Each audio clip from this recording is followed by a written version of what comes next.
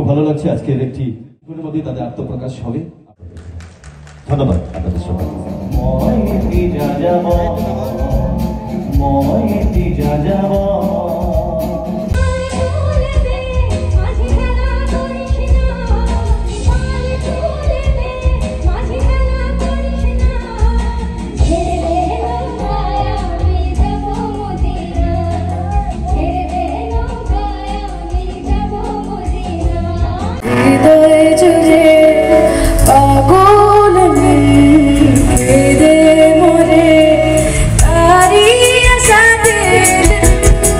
যিটো অনুষ্ঠান মুছাফিৰ যিটো বেনাৰত আমি ইয়াত থিয় হৈছোঁ, মুছাফিৰক আচলতে একে আষাৰে ক'বলৈ গ'লে সম্পূৰ্ণ এক সুকীয়া সোৱাদ লৈ আহিছে। আমি মুছাফিৰৰ পৰা এক সুকীয়া সোৱাদ পাম। মুছাফিৰত আমি কি নাই, ভূপেন্দ্ৰ সংগীত, নজৰুল গীতি, ৰবীন্দ্ৰ সংগীতৰ পৰা আৰম্ভ কৰি অসমৰ গোটেই ভাৰতবৰ্ষখনতে আচলতে অনৈক্যৰ মাজত ঐক্য, আৰু আমাৰ সেইকাৰণে আমাৰ থলুৱা সংগীতসমূহো যথেষ্ট বৈশিষ্ট্যপূৰ্ণ।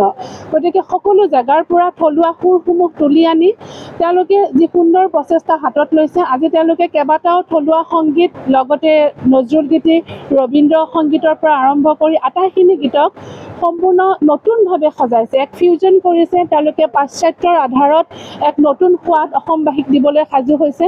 আৰু আজিৰ অনুষ্ঠানটোত আমি কিছুমান কালেকশ্যন পাম, কিন্তু এওঁলোকৰ নিজা কম্পজিশ্যনখিনিও খুব সুন্দৰ। আমি ইতিমধ্যে কেইবাটাও কম্পজিশ্যন শুনিবলৈ পাইছোঁ, আৰু ভৱিষ্যতে এক সম্পূৰ্ণ সুকীয়া সোৱাদ লৈ তেওঁলোকে আমাৰ মাজত পুনৰ আহিব বুলি আমি আশা ৰাখিছোঁ। এইটো আমাৰ এটা প্ৰয়াস, আশা কৰিছোঁ চবেই এইখন আঁকোৱালি ল'ব।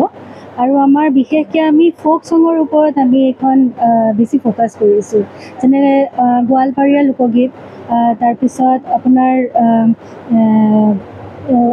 যিকোনো মানে অসমীয়া আৰু বাংলা দুটা ভাষাই লৈছোঁ, আকৌ ৰাজস্থানী ফ'ক ছঙো আমি লৈছোঁ।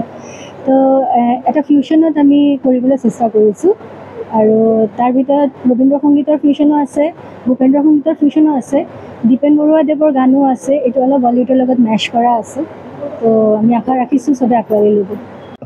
মুছাফিৰ এটা সাংগীতিক যাত্ৰা, বিভিন্ন সংগীতৰ আমি স্পৰ্শ লৈ লৈ সোৱাদ লৈ লৈ আমি বিভিন্ন ধৰণে এটা সাংগীতিক যাত্ৰা হিচাপে আমাৰ বেণ্ডটোৰ নাম দি আছে মুছাফিৰ। আৰু এইটো কাৰণে মই থেংকফুল ইন্দ্ৰাণী আৰু ইন্দ্ৰাণীৰ হাজবেণ্ড পল্লৱ দা, তেওঁলোকে ইনিচিয়েটিভ লৈছিলে একচুৱেলি বেণ্ডটো, তাৰপিছত প্লেনিংটো কৰিছিলে, তাৰপিছত আমি সংযোগ হ'লোঁ। আৰু ভৱিষ্যতে আমাৰ বিভিন্ন ধৰণৰ প্লেনিং আছে, যদি সংগীত ক্ষেত্ৰখনত আমি বিভিন্ন ধৰণে আমি আগুৱাই লৈ যাব পাৰোঁ, আমাৰ নিজৰ ইনপুটছ দি যাব পাৰোঁ, চেষ্টা এটা আছে। আজি আমাৰ আৰম্ভণি জাষ্ট।